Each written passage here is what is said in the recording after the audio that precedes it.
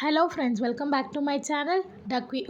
இந்த வீடியோவில் நம்ம என்ன பார்க்க போகிறோன்னா, நான் லாஸ்ட் வீடியோவில் சொல்லியிருந்தேன்ல ஃப்ரெண்ட்ஸ், அந்த குருமா ரெசிபி ஷேர் பண்ணுறேன்னு 15 மினிட்ஸில் பண்ணிடலாம். காய்கறி எதுவுமே தேவையில்ல, ரொம்ப சிம்பிள், ஆனால் செம்ம டேஸ்டியாக இருக்கும் ஃப்ரெண்ட்ஸ். இட்லிக்கு, தோசைக்கு, சப்பாத்திக்கு கூட ஈவன் செம்மையாக இருக்கும் ஃப்ரெண்ட்ஸ். இது கண்டிப்பாக ட்ரை பண்ணி பாருங்கள். ட்ரை பண்ணிவிட்டு எப்படி இருக்குன்னு கமெண்ட்ஸில் சொல்லுங்கள் ஃப்ரெண்ட்ஸ். இதுக்கு தேவையான பொருள் வந்து வெங்காயம், தக்காளி, இஞ்சி, பூண்டு, மிளகா, தேங்காய், அப்புறம் பட்டை வகைகள். அவ்வளோதான் ஃப்ரெண்ட்ஸ். செம்ம சிம்பிள், ஆனால் செம்ம எம்மியாக டேஸ்டியாக செம்மையாக இருக்கும்.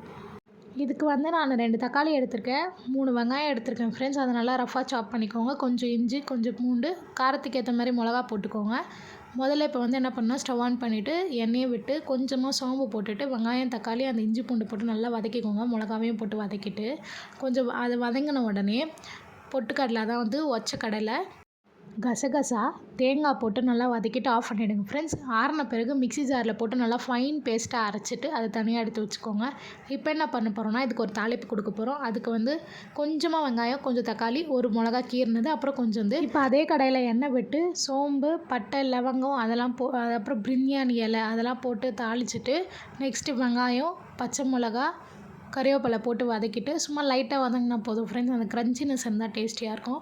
அப்புறம் தக்காளி போட்டு வதக்கிட்டு அப்புறம் மஞ்சத்தூள் கொஞ்சம் போட்டு நல்லா வதக்குங்க ஃப்ரெண்ட்ஸ். இந்த கிரேவிக்கு கலர் கொடுக்குறதே அந்த வந்து மஞ்சத்தூள் தான். மஞ்சத்தூள் போட்டு வதக்கிட்டு அதுக்கப்புறம் நம்ம அரைச்சி வச்சுருக்கோம்ல பேஸ்ட்டு, மிக்சியில் இருக்கு இல்லையா, அந்த பேஸ்ட்டை வந்து எடுத்து கொட்டிடுங்க. கொட்டிட்டு நல்லா கலரிட்டு உங்களுக்கு எவ்வளோ தண்ணியாக வாட்ரு, ஆனால் ஏன்னா இது பொட்டுக்கடலை போட்டிருக்கோம், கசகசா போட்டிருக்கோம்ல, அதனால் நல்லா திக்காகும். தண்ணி விட்டு நல்லா கலரிட்டே இருங்க. தேவையான அளவுக்கு உப்பு போடுங்க. டேஸ்ட் பண்ணி பாருங்கள். உப்பு வேணும்னா உப்பு போட்டுக்கோங்க. ஒரு கொதி வந்த உடனே கொத்தமல்லி தூவி இறக்கிட்டிங்கன்னா செம்ம டேஸ்டியாக இருக்கும் ஃப்ரெண்ட்ஸ். இட்லிக்கு, தோசைக்கு, சப்பாத்திக்கு கூட செம்மையாக இருக்கும் ஃப்ரெண்ட்ஸ். இது ட்ரை பண்ணி பாருங்கள், உங்களுக்கு ரொம்ப பிடிக்கும். ட்ரை பண்ணிவிட்டு எப்படி இருக்குன்னு கண்டிப்பாக கமெண்ட்ஸில் சொல்லுங்கள் ஃப்ரெண்ட்ஸ்.